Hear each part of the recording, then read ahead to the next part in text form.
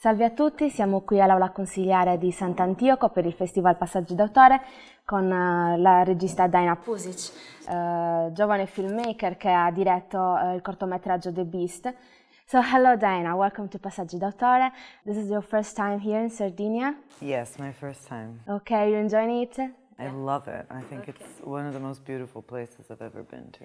So your short, The Beast, was screened at over 30 festivals, and it is a huge result, isn't it? Yeah, it's done quite well. We're quite pleased with it, with the way that it's done. I don't think anyone really knew how people would react to it. You know, old Croatian women and baths are not really hot topics, if you will.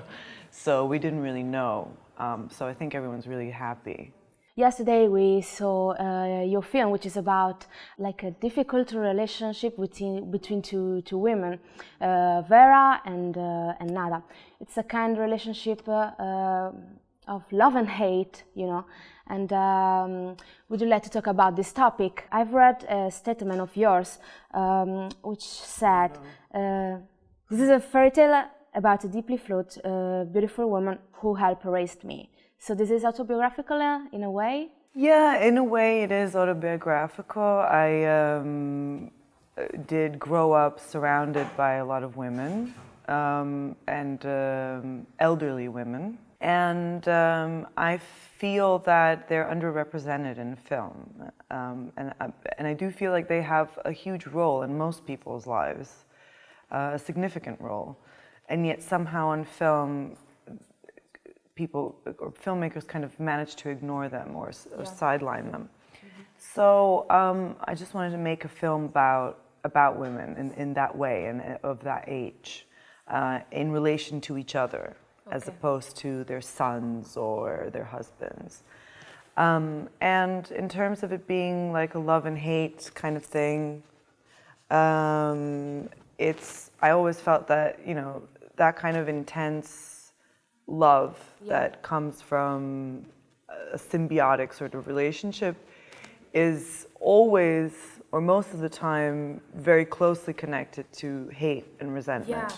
It is very difficult to take care of an ill person because you feel like a lot of love but also hate. I know a girl who takes care of her grandmother.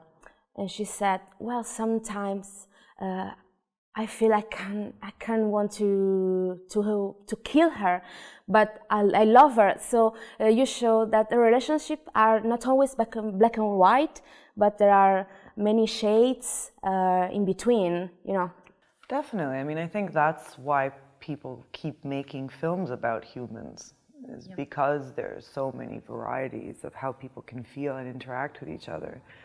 And that's what interests me, and I think that's what interests a lot of filmmakers, is this kind of opposing currents in human behavior where you can intensely feel two things that are logically completely contrary.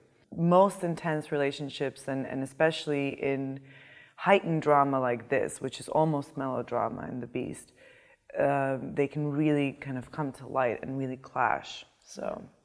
But what is Vera doing at the beginning of the film? Because she's counting from 1 to 10, 1, 2, 3, 4. Is she waiting for her mother to drown in the water? Yeah, it's sort of this thing where it's kind of, you know, I think if you spend a lot of time on your own, you develop these kinds of almost childlike modes of behavior, especially in her case, where she counts to 20 and then sees whether by the time that she's counted and has had her eyes closed, the water has, her mother's been submerged in water. And it's always a bit of because it takes away responsibility. If your mother drowned by the time you counted till 15, your eyes were closed, it's not your fault. Yeah, you know yes, of course. In fact, I interpreted it like, oh my God, what is she trying to kill her already? She's kind of I think it's sort of like toying with the idea. It's children do it as well. You know, children sometimes have this, you know, instinct either towards their siblings or their parents, where they're kind of, you know, toy with this idea that possibly, you know, you could kill someone, especially if they're vulnerable. It's very common. I mean, sometimes people say everyone can be a killer. No, definitely. I mean, it's a very, obviously the setting in The Beast is very heightened. But, you know, I think psychoanalysis informs a lot of the films that I make, and I think the way that I think. It's possibly to do with the generation that I come from, or the fact that psychoanalysis plays such a huge role in European literature. But it kind of always factors in to the way that I'll build characters. So for instance, a lot of the time I'd have discussions with people where they would suggest that the bat flew into the ego of their world from the id of the mother and so on, that it was kind of connected in that way, which, you know, I didn't set off writing it thinking about it, but then in retrospect I wouldn't kind of say no to that.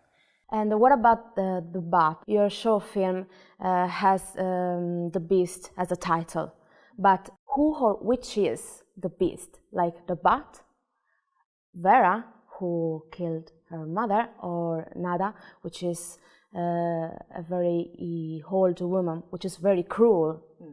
It's the title. I think is it's fluid in terms of who you would want to be the beast. Okay. One of the issues that people had with it when I was writing it was that they said that you don't have a good guy and a bad guy, which I'm totally fine with, because I think everyone is probably both.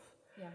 You know, the idea of who the beast is shifts as the film progresses, and it also shifts depending on what your personal experience as a viewer is, or where you choose to align yourself, which I quite like. I like giving the viewer a kind of, you know, an option of interpretation.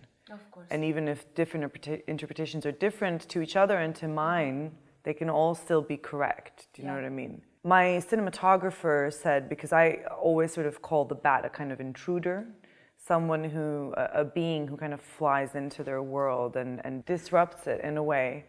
And my cinematographer kind of made the point. He said, well, you're aware that the bat is basically a flying phallus, like a flying penis, which, you know, I don't think is necessarily wrong. Like, perhaps that's a way of interpreting. Yeah, really. Yeah. Because like Vera, it's a very childlike person. She acts like a teenager, and in her diary, she writes about men and about sexuality as well. So, yeah, I think firstly with people who are elderly, sexuality comes to play again. They become sort of, you know, things like, you know, going to the bathroom, their genitals, sex. It all kind of reverts back to some sort of childlike kind of obsession. In Vera's case, because, you know, it's sort of her childlike view of sexuality in men and kind of idea of it is sort of used to portray her inexperience. Okay. And her kind of, the way that she's lived her life, which is kind of secluded. I don't know if I'd go so far as to describe the bat as a flying penis, but it would be a kind of feminist interpretation of the film, I guess. Fine. This is curious, because I haven't interpreted the bat in this way. Me neither. No. Okay. And what about the actress who plays Nada? She's very, very old. Is she still interested in making films? She's this wonderful, wonderful comedic actress. You know, they're both in full makeup all the time. Okay. So Vera, the hair that she has, it's not her hair. Nada's eye, that's a contact lens. They both spend 8 hours in makeup every day. Wow. So 4 hours to put it on, 4 hours to take it off. She's not as old as she seems in the film. How old is she? She's 80. She's not that old. Okay. She still does theater and you know, brings her own props to the theater and stuff. So she's quite a feisty, lively woman. Okay, fine. I think what was interesting about about her, which you'll get sometimes with Croatian actresses, is that, especially with her, I sort of realized halfway through the shoot that I kind of think, I don't know if she would agree with me, but I kind of think she's a method actor. Yeah? I think so, because she was in character the whole time. Wow. Which I guess, especially with elderly women, maybe people can't tell whether she's in character or not, but she was kind of in character the whole time, a bit of a elderly... Maybe she was really involved in the story and... But she didn't tell me anything about her process. She was just sort of, I would say things to her. She'd say, yeah, cool, great. And then kind of be all, Daniel Day-Lewis in the corner, just like being totally in character. Wow. So she was great, very funny. And there's not a lot of, now that we've done it, it seems okay, but it's actually quite brave of her to agree to do something like that, because she was semi-nude in a lot of the scenes. She's not, and she's, an elderly Croatian kind of diva. So, and she's not portrayed in a beautiful way. She's very grotesque. I mean, she poops in her own bed. When she smiles, and it was like creepy in a way. Yeah. The way she smiles. Yeah, she was totally into the character. Yeah, I love it. And and the thing is, if it went wrong, if we didn't manage to make the film that we did, it would have been really embarrassing for her. It would have been really difficult. Yeah, of course.